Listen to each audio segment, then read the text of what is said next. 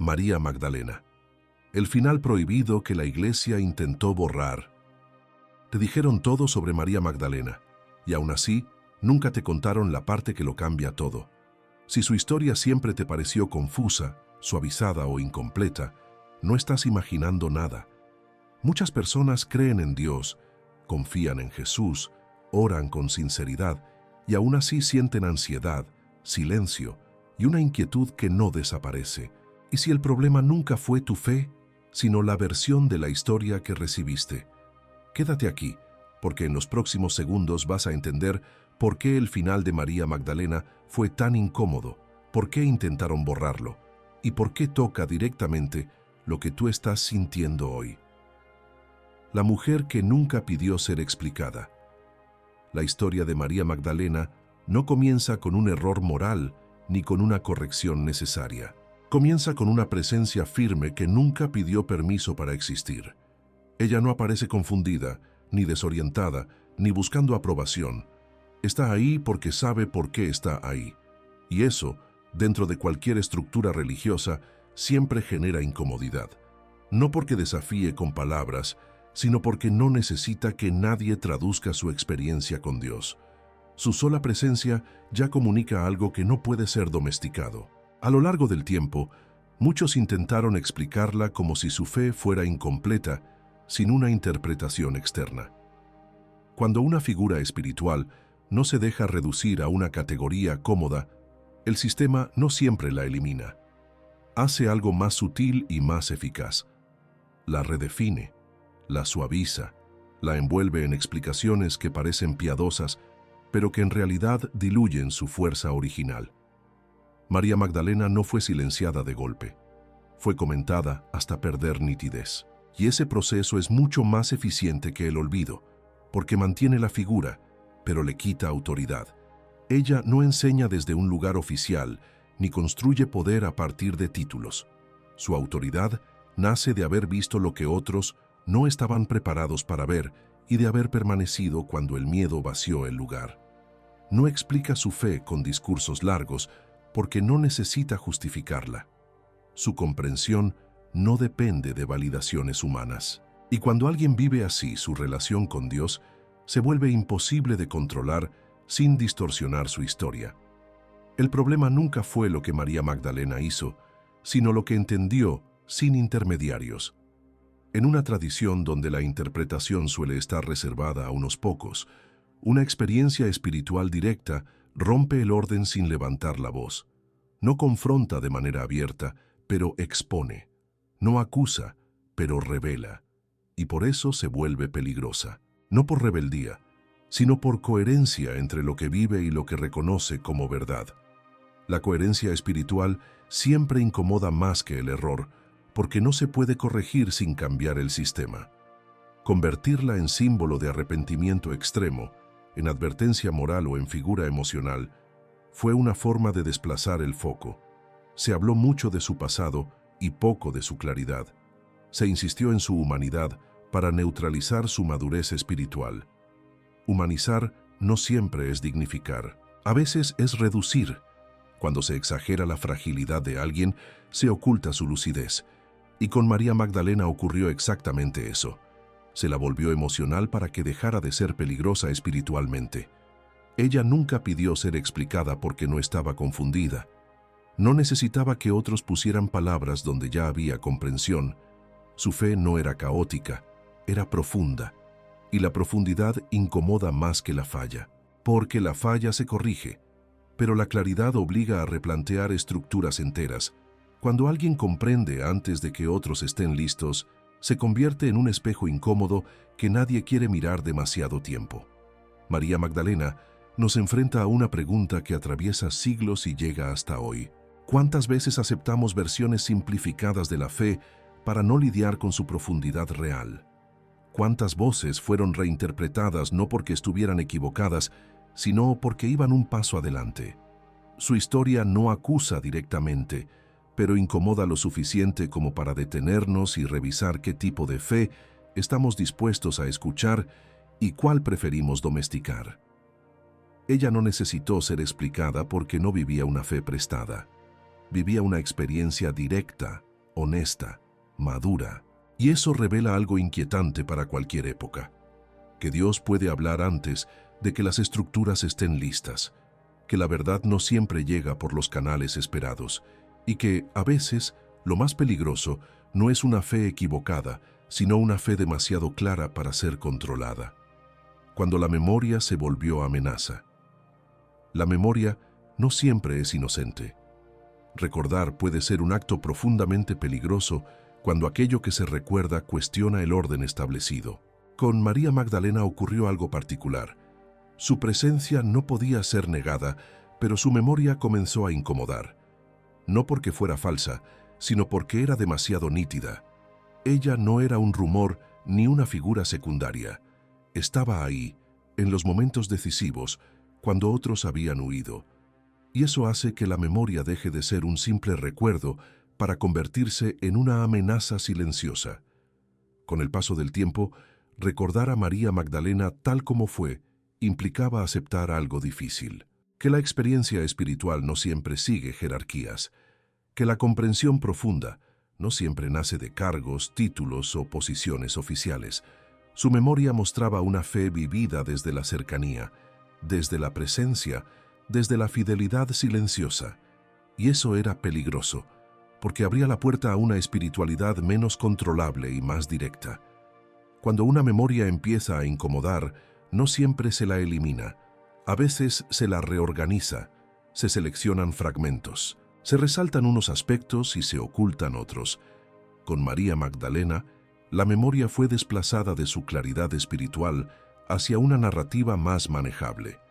No se negó que existiera, pero se alteró la forma en que debía ser recordada. Así, la memoria deja de inspirar y pasa a advertir, deja de guiar y comienza a limitar.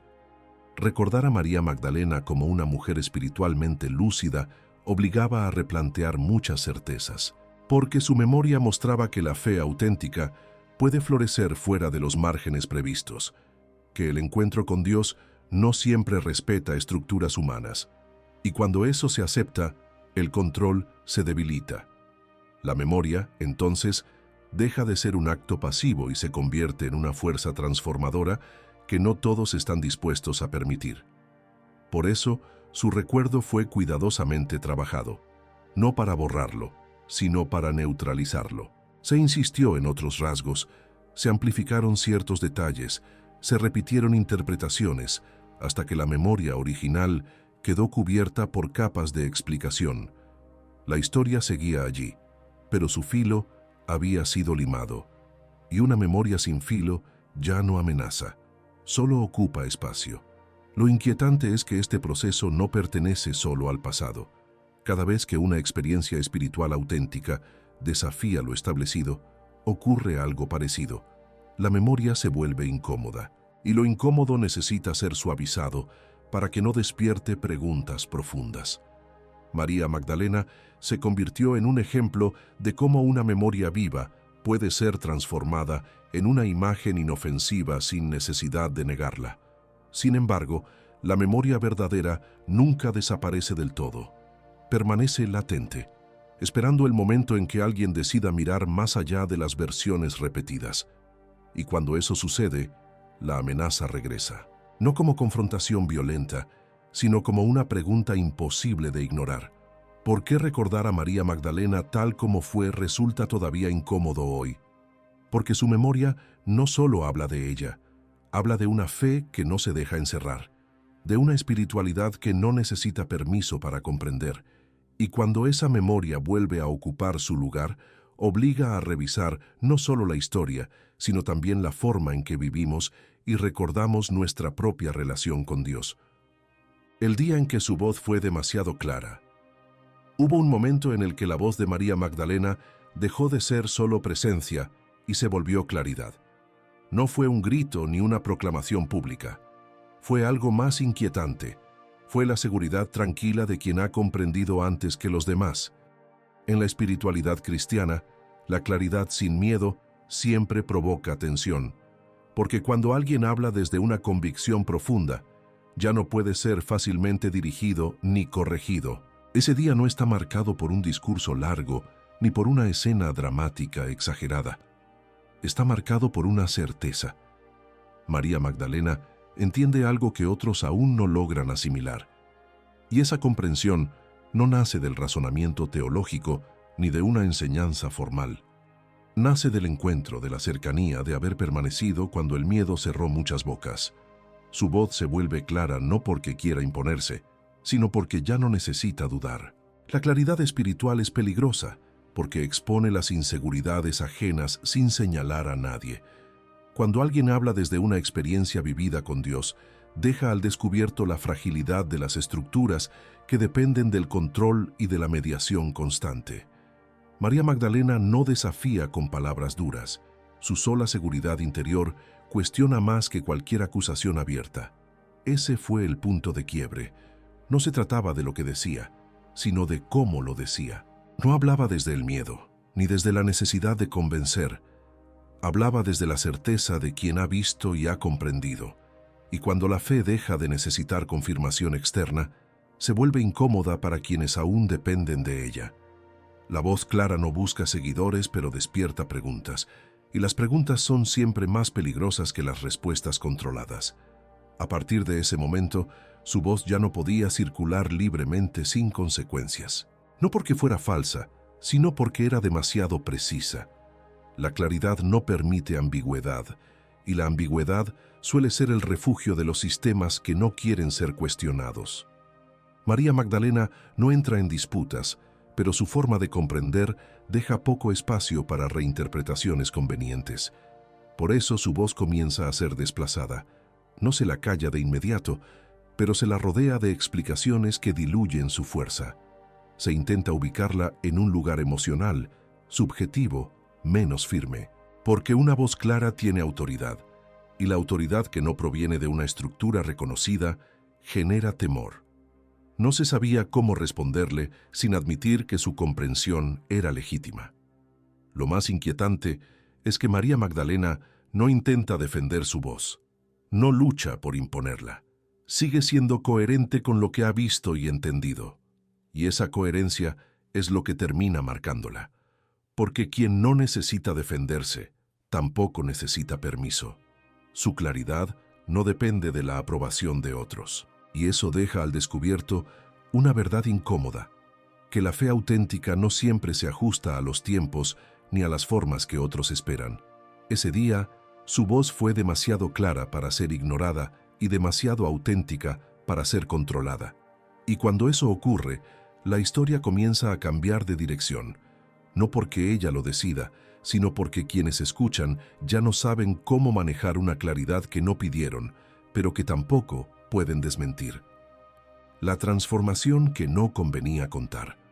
La transformación de María Magdalena no fue ruidosa ni espectacular. No ocurrió frente a multitudes ni necesitó testigos que la validaran. Fue una transformación interior, silenciosa, profunda, y por eso mismo difícil de controlar. En la tradición espiritual, las transformaciones que no pasan por rituales visibles suelen ser las más incómodas, porque no pueden ser administradas, medidas ni dirigidas. Simplemente ocurren, y cuando ocurren fuera de los caminos previstos, generan inquietud. María Magdalena no se transforma para encajar mejor, sino para comprender más profundamente. Su cambio no la vuelve dependiente, la vuelve lúcida. No la hace sumisa, la hace consciente. Y esa clase de transformación no siempre es bienvenida, porque produce personas que ya no necesitan apoyarse en estructuras externas para sostener su fe. Cuando alguien se transforma así, deja de buscar aprobación constante, y eso altera cualquier orden basado en la dependencia espiritual. Contar esta transformación tal como fue implicaba aceptar que el encuentro con Dios puede producir madurez sin pasar por filtros institucionales. Implicaba reconocer que la experiencia espiritual auténtica no siempre sigue procesos visibles ni autorizados. María Magdalena no cambia para ser aceptada, cambia porque ha comprendido algo esencial, y esa comprensión la coloca en un lugar que no puede ser fácilmente clasificado. Por eso, su transformación fue contada de otra manera. Se la presentó como un cambio emocional, como una respuesta a la culpa, como una reacción intensa ante el perdón. Todo eso desplaza el centro, porque una transformación basada únicamente en emoción puede ser relativizada. Pero una transformación basada en comprensión profunda obliga a revisar los modelos establecidos de crecimiento espiritual. La versión conveniente de su transformación la mantiene en un estado de dependencia. La muestra siempre necesitada, siempre en proceso, siempre incompleta. De ese modo su madurez queda oculta, y una persona que parece siempre en proceso no amenaza el equilibrio del sistema. En cambio, una persona espiritualmente transformada, firme y consciente, sí lo hace. Lo que no convenía contar era que María Magdalena emerge de su transformación con una claridad que no se apaga, que no vuelve atrás buscando validación, que no se diluye en la confusión. Su cambio no es un punto de partida frágil, es un punto de llegada sólido, y eso incomoda porque rompe la idea de que la madurez espiritual solo puede alcanzarse a través de determinados caminos controlados. Además, su transformación no la aísla del mundo ni la separa de los demás. Al contrario, la vuelve más presente, más atenta, más fiel. No huye cuando otros se esconden, no duda cuando otros vacilan. Su cambio la prepara para permanecer cuando la fe de muchos se tambalea. Y esa capacidad de permanecer es una de las señales más claras de una transformación auténtica. Cuando se omite esta dimensión de su transformación, se pierde algo esencial. Se pierde la posibilidad de ver que la fe cristiana no se trata solo de arrepentimiento, sino de comprensión. No solo de cambio emocional, sino de madurez interior. María Magdalena no se transforma para ser aceptada por otros. Se transforma porque ha visto y entendido algo que ya no puede ignorar. Esa es la parte que no convenía contar, porque muestra una espiritualidad que no depende de control externo, sino de una relación viva y directa con Dios. Y cuando esa espiritualidad aparece, pone en evidencia que muchas estructuras existen más por miedo que por fe. La transformación de María Magdalena no fue negada, pero fue reinterpretada, porque contarla tal como fue habría obligado a muchos a preguntarse si su propia fe estaba creciendo o solo siendo administrada. El error de haberla humanizado. Demasiado. Humanizar a María Magdalena parecía un gesto de cercanía, pero terminó siendo una forma de reducción. No porque lo humano sea débil, sino porque se insistió solo en una parte de su humanidad, dejando en sombra su lucidez espiritual. Cuando una figura se vuelve incómoda por su claridad, una estrategia frecuente es enfatizar su fragilidad. Así, la atención se desplaza de lo que comprendió hacia lo que sintió. Y lo que se siente puede relativizarse con facilidad. A María Magdalena se la presentó muchas veces como alguien dominada por emociones intensas, marcada por el pasado, siempre en lucha interna. Esa narrativa crea empatía, pero también limita, porque una persona definida principalmente por su emoción deja de ser una referencia de comprensión, se vuelve un ejemplo de proceso eterno, no de madurez alcanzada. Y eso tranquiliza a quienes prefieren una fe que no confronte con preguntas profundas. El error no fue reconocer su humanidad, sino exagerarla hasta ocultar su claridad. En la espiritualidad cristiana, la humanidad no excluye la comprensión profunda. Al contrario, la encarna. Pero cuando se separa lo humano de lo lúcido, se crea una imagen incompleta. María Magdalena no era solo alguien que sentía intensamente, era alguien que comprendía con profundidad, y esa comprensión no necesitaba dramatismo para sostenerse. Reducirla a una figura emocional permitió que su autoridad se diluyera sin ser atacada directamente. Porque una autoridad basada en comprensión invita a otros a pensar, a discernir, a cuestionar. En cambio, una autoridad basada solo en emoción invita a la compasión, no a la reflexión. Así, su historia fue desplazada del terreno de la lucidez al terreno de la sensibilidad, y eso cambió la forma en que fue recordada. Este énfasis excesivo en lo emocional también tuvo otro efecto. Desvinculó su experiencia espiritual de la responsabilidad que trae la comprensión, porque comprender implica asumir consecuencias. Implica sostener la verdad incluso cuando incomoda. María Magdalena hizo eso. Permaneció cuando otros se retiraron. Reconoció cuando otros dudaron. Su humanidad no la paralizó, la sostuvo. Pero esa parte fue silenciada. Humanizarla demasiado fue una manera de volverla inofensiva. Porque alguien siempre definido por su pasado o por su emoción parece necesitar guía constante. Y alguien que necesita guía constante no puede ser visto como referencia espiritual. Así, sin negarla, se la colocó en un lugar seguro, previsible, controlable. Su historia seguía siendo contada, pero su impacto quedaba neutralizado. Lo inquietante es que este error se repite con frecuencia. Cada vez que una experiencia espiritual profunda amenaza el orden establecido, se la reduce a emoción. Se la explica como reacción, no como comprensión. Se la interpreta como exceso, no como claridad. María Magdalena fue una de las primeras en vivir ese desplazamiento, pero no la última.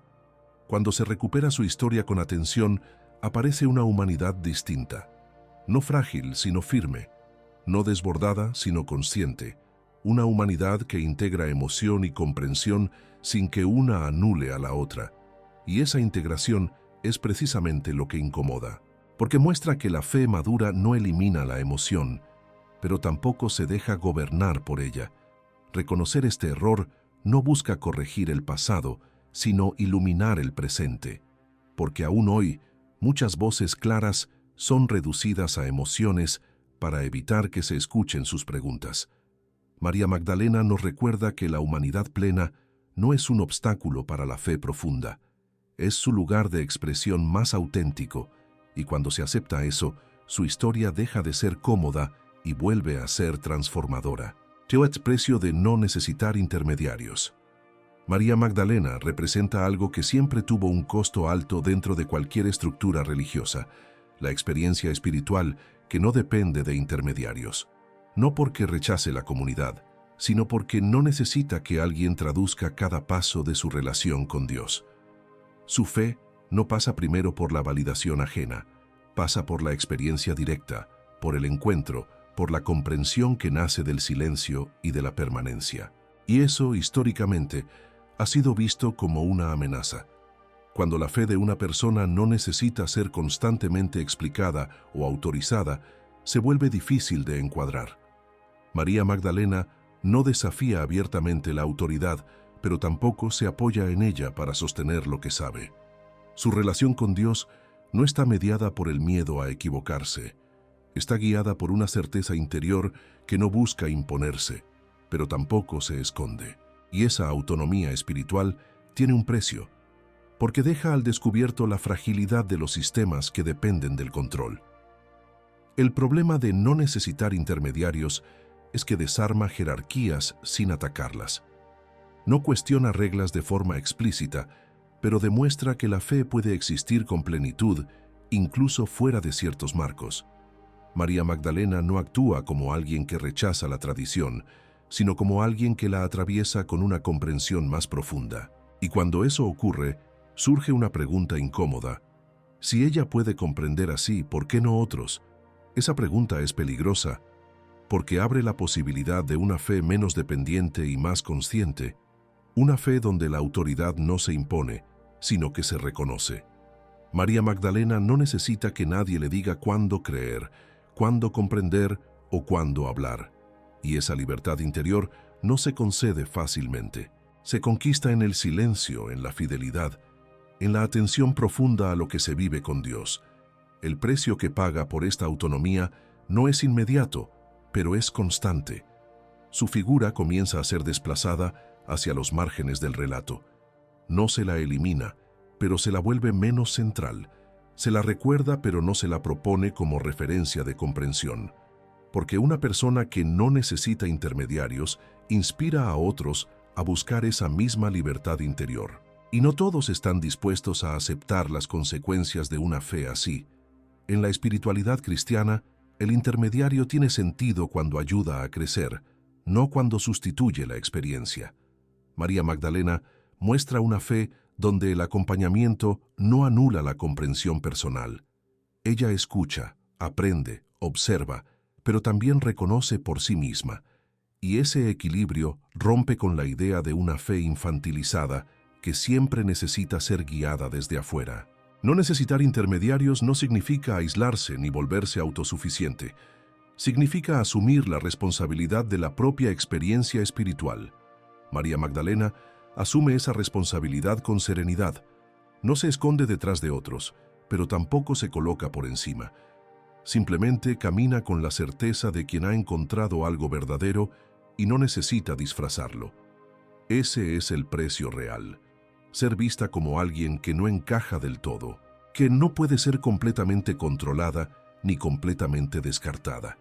Su fe no es caótica, es madura, y la madurez espiritual siempre incomoda más que la ignorancia, porque la ignorancia se corrige, pero la madurez exige diálogo, revisión, cambio. María Magdalena paga el precio de no necesitar intermediarios con una presencia más silenciosa en la historia oficial.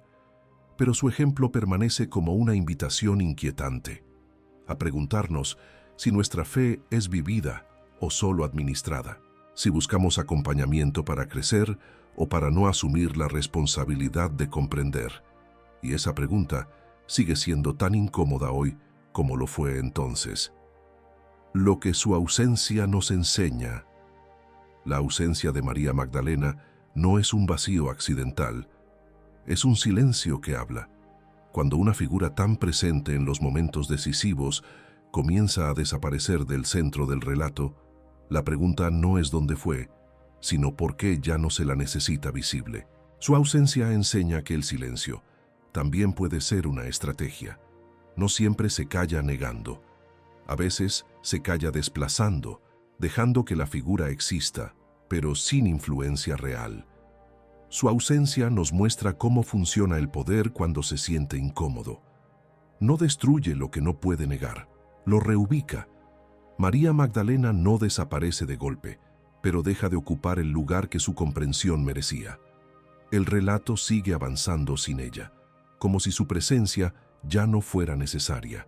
Y eso revela algo profundo, que el sistema aprende a seguir adelante una vez que ha neutralizado lo que lo incomodaba. Cuando alguien vive una fe clara y madura, su sola presencia obliga a otros a posicionarse. Mientras está visible, genera tensión. Cuando se vuelve ausente, la tensión parece resolverse, pero solo en apariencia, porque la ausencia no borra lo que ya fue visto, deja una huella incómoda. María Magdalena, aún ausente, sigue planteando una pregunta silenciosa. ¿Por qué quien comprendió tan pronto deja de ser escuchada? Su ausencia enseña que la historia no siempre se construye con lo que se dice, sino con lo que se omite. Lo que no se repite deja de formar parte de la conciencia colectiva. Y así, sin confrontación directa, una voz clara puede ser desactivada. María Magdalena no fue refutada, fue reemplazada por narrativas más seguras, más previsibles, menos exigentes, y esa sustitución fue suficiente. Pero su ausencia también enseña otra cosa, que la fe auténtica no depende de visibilidad constante. No necesita ocupar siempre el centro para seguir influyendo. María Magdalena no deja un vacío estéril, deja una inquietud, una sensación de que algo falta, aunque no siempre sepamos nombrarlo. Y esa sensación es poderosa, porque empuja a buscar, a releer, a escuchar con más atención. La ausencia revela qué tipo de espiritualidad se privilegia. Una espiritualidad que tolera la presencia, mientras no incomode, pero que prefiere el silencio cuando la claridad exige cambios. María Magdalena enseñó con su presencia y sigue enseñando con su ausencia, porque obliga a mirar no solo quienes hablan, sino quienes dejaron de hacerlo y por qué.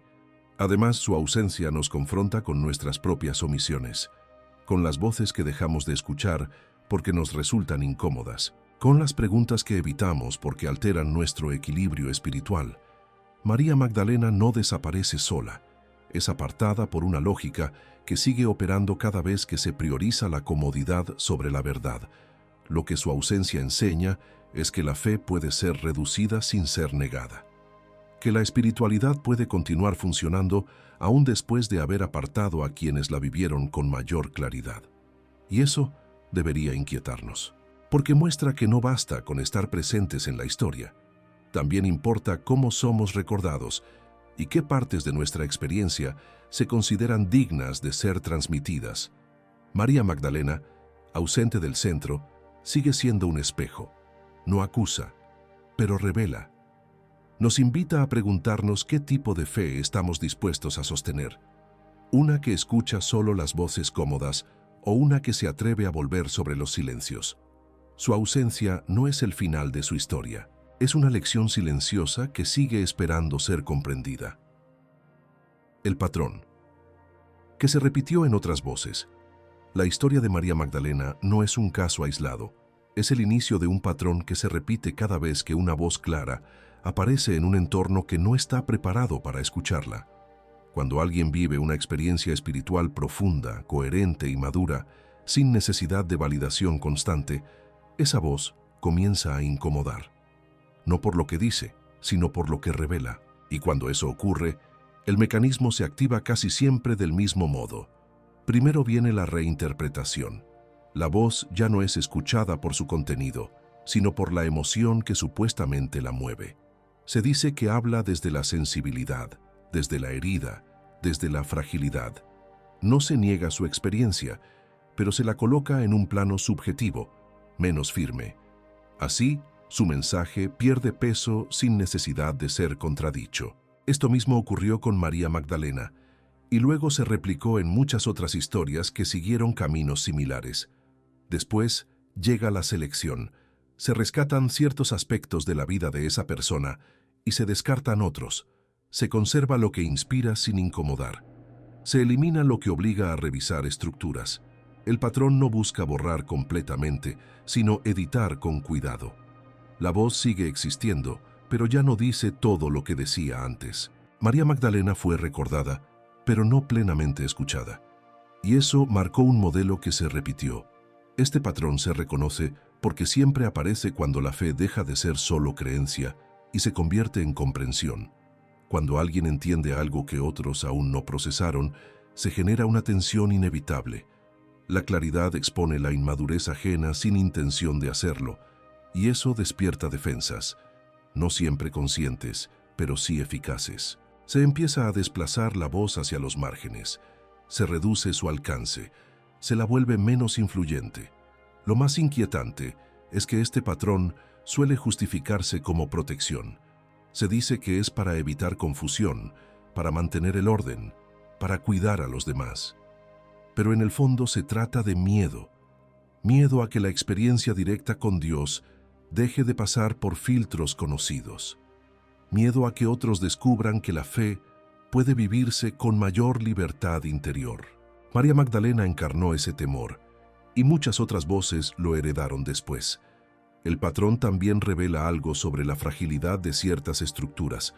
Cuando una fe necesita controlar todas las interpretaciones para sostenerse, muestra que confía más en el orden que en la verdad. La historia de María Magdalena señala el comienzo de una dinámica donde la claridad individual es vista como una amenaza colectiva. Y cuando eso se normaliza, el silencio deja de ser un accidente y se convierte en una herramienta. Reconocer este patrón no busca señalar culpables, sino despertar conciencia, porque sigue activo. Cada vez que una experiencia espiritual profunda es reducida a emoción, cada vez que una voz clara es apartada por no encajar, el mismo proceso se repite. María Magdalena no fue la última en vivirlo. Fue una de las primeras en revelarlo con tanta nitidez. Este patrón nos obliga a preguntarnos algo incómodo. ¿Escuchamos de verdad las voces que incomodan nuestra fe o solo las que confirman lo que ya creemos? ¿Somos capaces de reconocer la claridad cuando no viene del lugar esperado?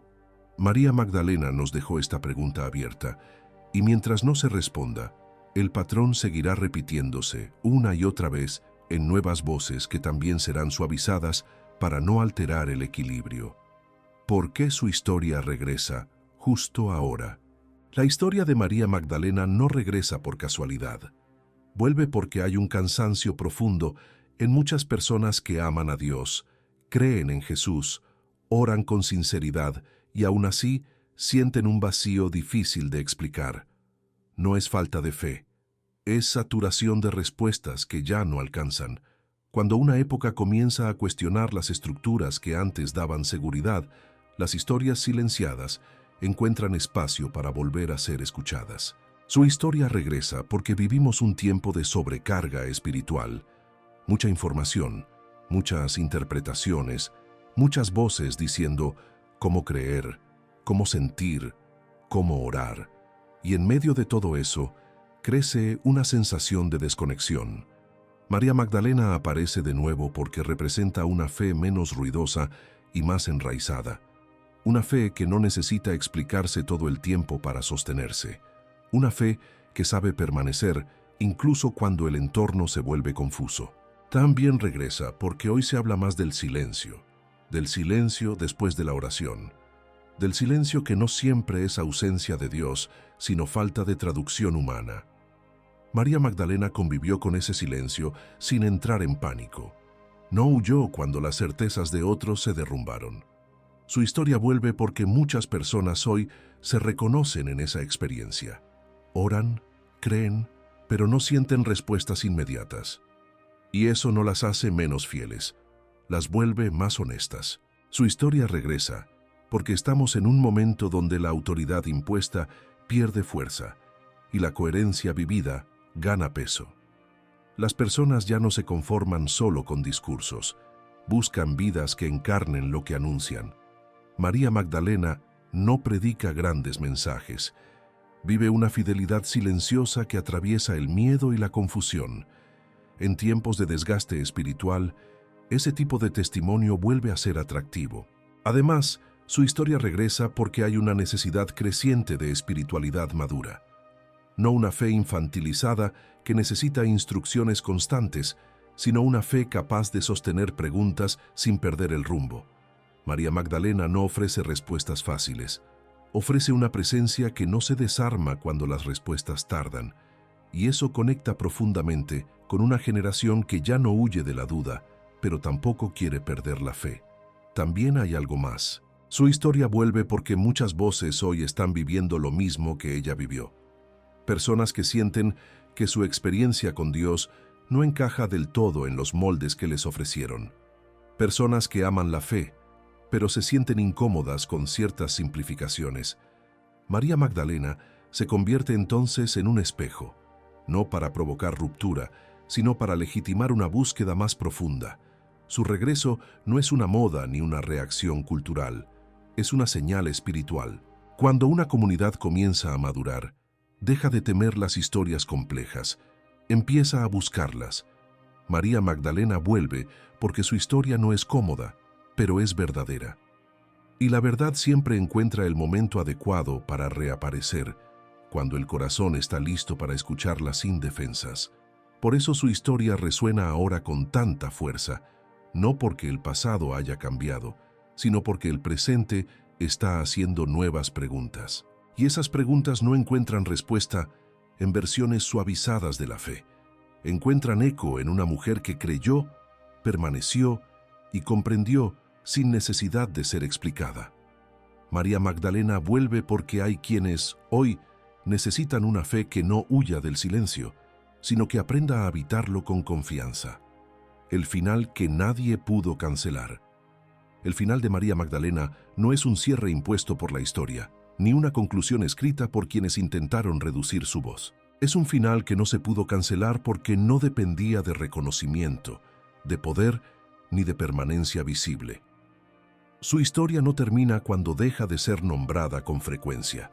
Termina cuando su sentido es comprendido. Y ese momento, para muchos, todavía no ha llegado del todo. Durante mucho tiempo se creyó que cancelar una historia era suficiente para neutralizar su impacto. Pero hay relatos que no viven en los libros ni en las versiones oficiales. Viven en la conciencia. María Magdalena no dejó un legado institucional. Dejó una forma de creer, una manera de permanecer cuando la fe de otros se desmorona. Y eso no puede ser cancelado, porque no se apoya en estructuras externas. Su final no es la desaparición, sino la persistencia silenciosa. Aunque su figura fue desplazada, su significado siguió latiendo bajo la superficie. Cada vez que alguien vive una fe sincera sin necesitar permiso, cada vez que alguien permanece cuando el miedo invita a huir, cada vez que alguien acepta el silencio sin perder la confianza en Dios, algo de María Magdalena vuelve a hacerse presente. El intento de borrar su final fue, en realidad, un intento de evitar una conclusión incómoda, porque su historia demuestra que la fidelidad no siempre recibe aplausos, que la claridad no siempre es celebrada y que la fe auténtica puede quedar al margen sin perder profundidad. Ese es un mensaje difícil de aceptar en cualquier época, porque desmonta la idea de que lo verdadero siempre será visible y reconocido. María Magdalena no termina siendo una figura derrotada, termina siendo una referencia silenciosa. No lidera multitudes, pero acompaña conciencias.